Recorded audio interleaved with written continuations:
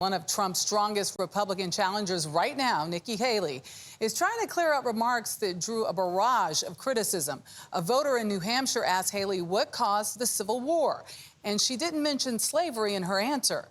Christina Ruffini in Washington looks at the potential fallout for the former UN ambassador and South Carolina governor. Christina, good morning. The controversy comes as Haley was starting to get a boost in the polls and hoping to capitalize on that as voters begin to make up their minds. Instead, she spent yesterday trying to clarify her comments. Of course the Civil War was about slavery. We know that. That's unquestioned. Nikki Haley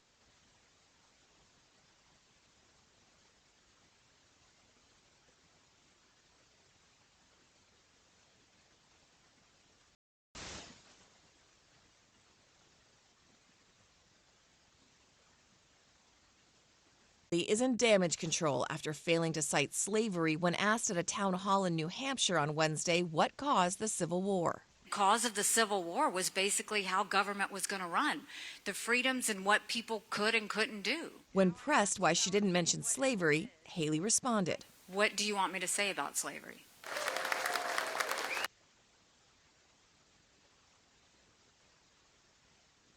Back on the campaign trail as backlash mounted Thursday, Haley took aim at the voter who asked the original question in a radio interview.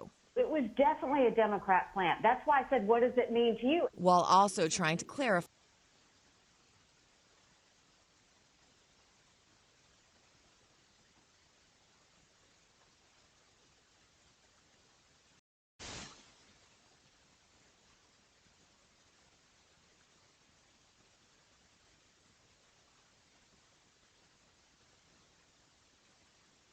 her statement. I guess if you grow up in the South, it's a given that it's about slavery.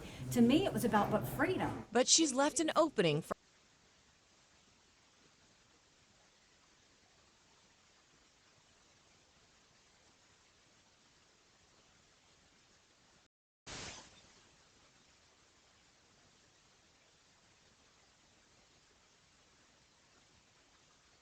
for her opponents. So, even if you're from the South, so you know these things, you should also know why your own home state seceded from the Union. The minute that she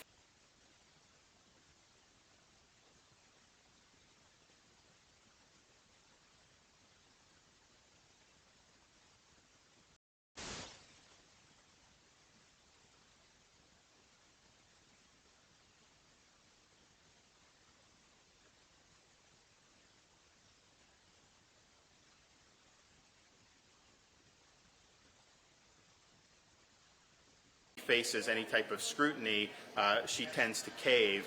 In response to the controversy, Haley touted her decision to remove the Confederate flag from the South Carolina Capitol in 2015 after the mass shooting at a historically black church in Charleston.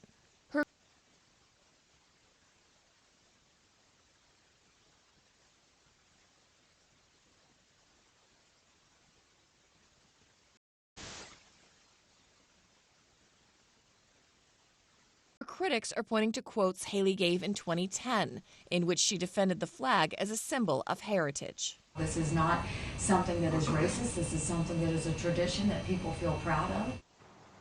Part of Haley's appeal in New Hampshire is her strength with centrist and independent voters, both of whom can vote in that state's primaries. Now we'll have to see how all of this impacts voters as they go to the polls.